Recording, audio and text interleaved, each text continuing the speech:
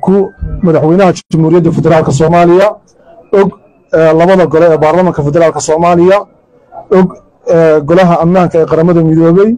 og xogayaha guud ee qaramada midoobay og gudoomiyaha midowga Afrika AU og xogayaha guud ee ururka jaamacadda carabta og dawladda xubnaha ka ah urur goboleedka IGAD og safaaradda shisheeye ee ku sugan jamhuuriyadda federaalka Soomaaliya bayaanka Laascaanood waxa weeye taariikhdu waa 6 bishii February 2023 sida bulshada Soomaaliyeed iyo beesha caalamku la socdeen waxa 15 sanadood ee la soo dhaafay ka jiray deegaanada SSC Khaatumo dhibaatooyin badan oo ka dhashay joogitaanka sharci darrada ah ee maamulka Soomaaliland arrintaas oo keentay kacdoonka shacabka ee ku aanbaxay kacdoonka buluugga ah ee ay dadku ku diidan yihiin in lagu qasbo gooni goosad aysan doonayn xasuuq isir sifayn ah shirqoolo lagu beegsanayo haldoorka deegaanka la dagaalanka iyo curyaaminta dhaqaalaha deegaanka ilaa la gaarsiiyey heer hay'adaha caalamiga ah laga hor joogsado deegaanada SSC Khaatumo intaas waxaa dheer xarig jirdilka iyo caburinta joogtada ah ee lagu hayo bulshada SSC Khaatumo ee aan ogolayn kala goynta dalka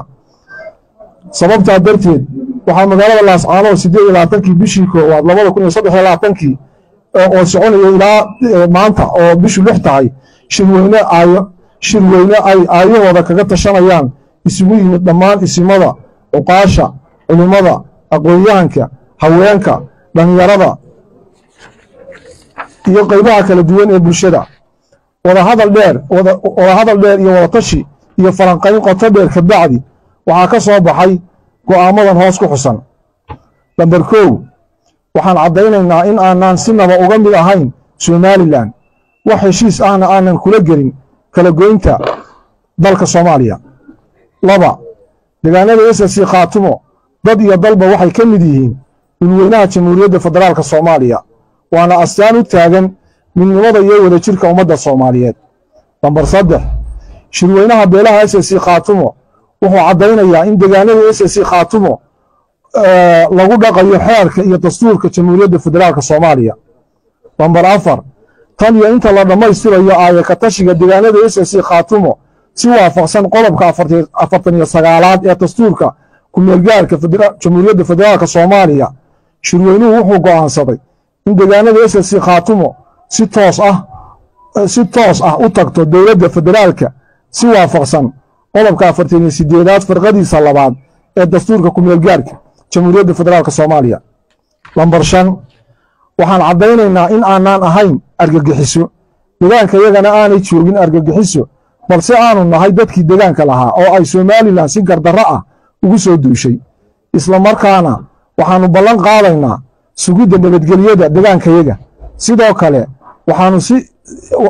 kale waxaanu iskaashi buuxa oo amni la yeelanaynaa maamulada iyo deegaanada deriska ah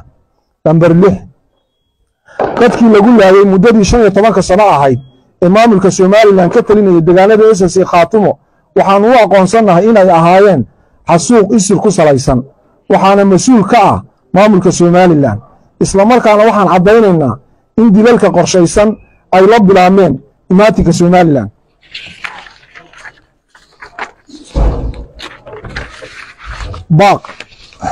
baaq shirweynuhu wuxuu ugu baaqayaa maamulka beelaysan ee la magac baxay Somaliland in ay xushmayso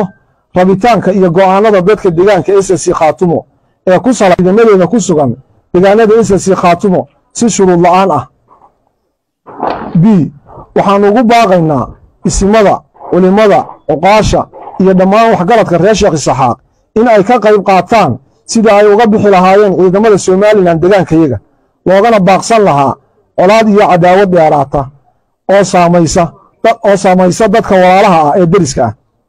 c waxaan ugu baaqaynaa beesha caalamka iyo hay'adaha xuquuqul insaanka in ay baaritaan degdeg ah ku sameeyaan xadgudubyada maamulka Somaliland ka geysatay 15 sanadood ee la soo dhaafay deegaanada SSC Khaatumo d shirweynaha beelaha SSC Khaatumo wuxuu ugu baaqayaa kana codsanayaa dawladda jamhuuriyadda federaalka Soomaaliya iyo beesha caalamkaba inay hadda wixii ka dambeeya si toos ah ugala xiriiraan wixii khuseeya danaha SSC Khaatumo hoggaanka lagu doortay shirweynaha maadaama ay haystaan ogolaanshaha bulshada deegaanada SSC Khaatumo gunaanad shirka waxaa lagu doortay gole hoggaan oo ka kooban 45 xubnood oo ah hoggaanka rasmiga ah ee arrimaha SSC Khaatumo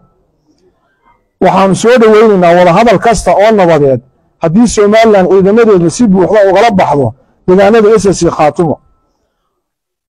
qodobada ka soo baxay shirka ka tashiga deegaanada SSC Khaatumo waa qodobo la isku raacay laguna midaysan yahay waxaa wax lagaga bedeli karaa oo kaliya kulan ay u dhan yihiin dhammaan saxiixayaasha heshiiska oo ah isimada iyo uqaasha beelaha SSC Khaatumo waa dhamaad